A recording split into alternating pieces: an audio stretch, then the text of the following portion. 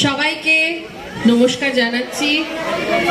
যদিও পুজো অনেকদিন চলে গেছে, বিজয়াও হয়ে গেছে, কালী পুজো হয়ে গেছে, জগদ্ধাত্রী পুজোর শেষ আমেজটুকু নিয়ে আমরা পুজোর অধ্যায় থেকে বেরোচ্ছি। কারণ জগদ্ধাত্রী পুজোই আমাদের একমাত্র আশা হয়ে বেঁচে থাকে দুর্গাপুজোর, কালী পুজোর পর।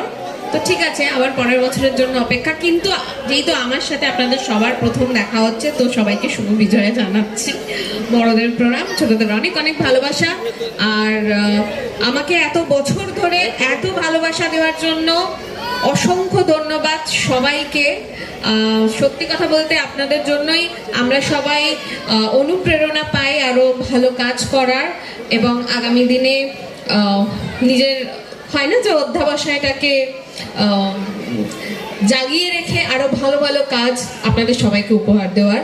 তো আজকে এখানে এসে সত্যি খুব ভালো লাগছে, কারণ এত রাত হয়ে গেছে, তারপরেও এত মানুষের ভিড়, এত ভালোবাসা, এত অপেক্ষা, তো সেটা সত্যি আমায় খুব আপ্লুত করে। আর এখানে যাদের জন্য আসা, না হলে আপনাদের সাথে দেখাই হতো না, সেটা হচ্ছে তুফানদা, আমাদের স্বপনদা রয়েছে এবং ডিম্পি।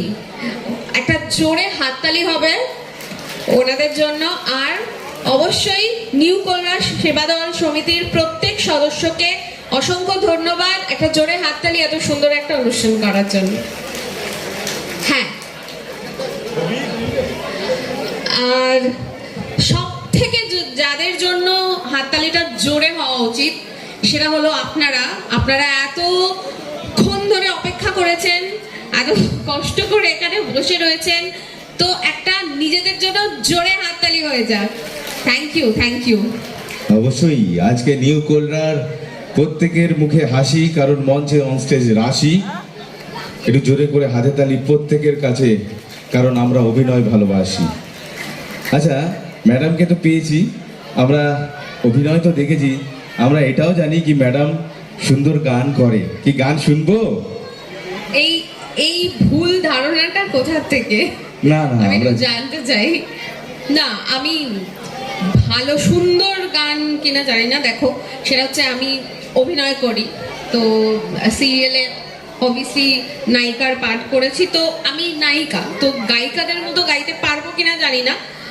যদিও অনেক নায়িকারা খুব সুন্দর গান গায়, নো ডাউট, কিন্তু আমি নায়িকা হয়ে সেই সুন্দর মানে নায়িকারা যারা সুন্দর গায়িকাদের মতো গান গায় সেটা পারবো কিনা জানি না। এটা আমি আগে কনফেস করে দিলাম, ঠিক আছে? না, আমরা যেরকমই হোক, আমরা আজকে আনন্দ করতে এসেছি, তো প্রত্যেকেই আনন্দ করব। গান তো ভালো লাগা, যার কোনো ভাষা হয় না, তাই আজকে রাশি আমাদেরকে গান শোনাবে।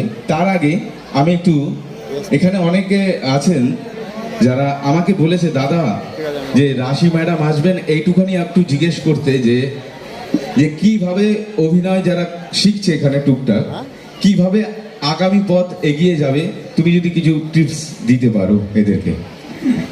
আমি সবাইকে একটাই কথা বলবো, যারা অভিনয় ইন্টারেস্টেড, সেটা হচ্ছে যদি প্রচন্ড অক্লান্ত পরিশ্রম করতে পারো, ঠিক আছে, আর যেটা হচ্ছে ধৈর্য, ঠিক আছে। আজ হচ্ছে না, আজ এই ডাকছে অডিশনে গেলে কিন্তু হলো না, তো এরকম হতেই পারে তোমার 20টা অডিশন কেটে গেল, 30টা অডিশন দিয়ে এলে কিন্তু ডাক পড়লো না, তো আশাহত হলে হবে।